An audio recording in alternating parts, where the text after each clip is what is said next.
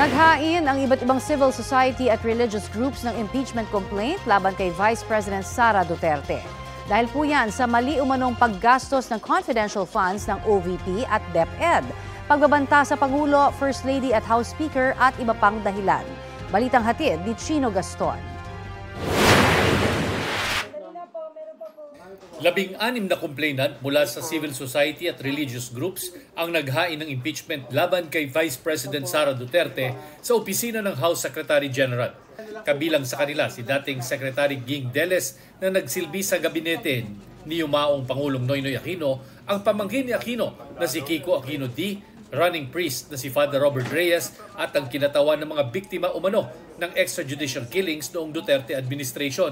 Ang loyalty po ng mga kasama natin na mga civil society leaders ay sa taong bayan. Ito ay responsibilidad ng ating pong institusyon.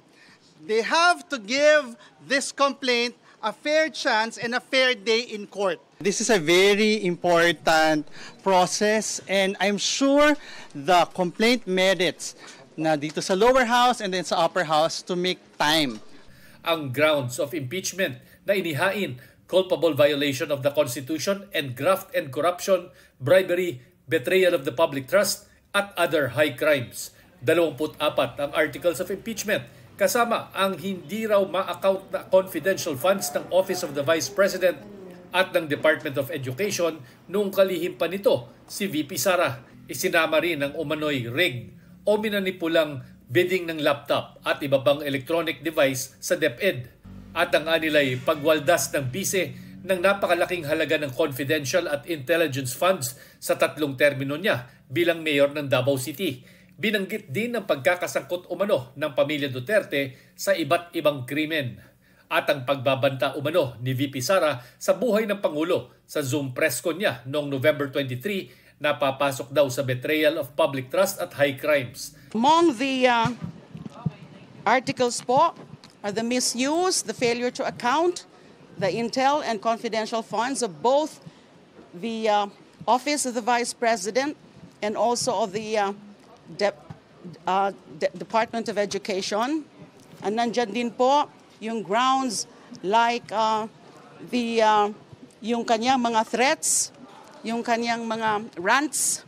Meron din as an article about her involvement also in the extrajudicial killings during her term as mayor of Davao City. Ayon sa House Secretary General, susuriin nila ang complaint base sa mga alituntunin ng impeachment process saka ipadadala sa House Speaker. Sa December 21 ang huling sesyon ng Kamara bago sila mag-adjourn. We have 10 days to act on it. 10 session days. So pag pinail ngayon, kulang na. Kasi bali 9 session days na lang eh. Paniwala ni Sendanya, hindi hadlang sa paggulong ng impeachment ang limitadong panahon ng Kamara para talakayin ang impeachment complaint.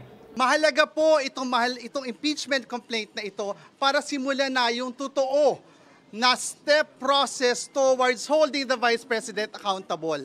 Simple lang naman po ang kailangan natin tandaan. Kung hindi ngayon, kailan pa?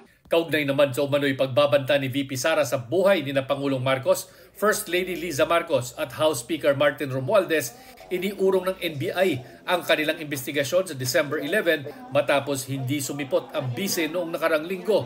Inihatid ng mga tauhan ng NBI sa OVP sa Mandaluyong ang panibagong sampina para padaluhin si VP Sara. Sinusubukan pa naming makuha ang pahayag ng bise tungkol sa impeachment complaint at bagong sampina ng NBI. Chino Gaston nagbabalita para sa GMA Integrated News.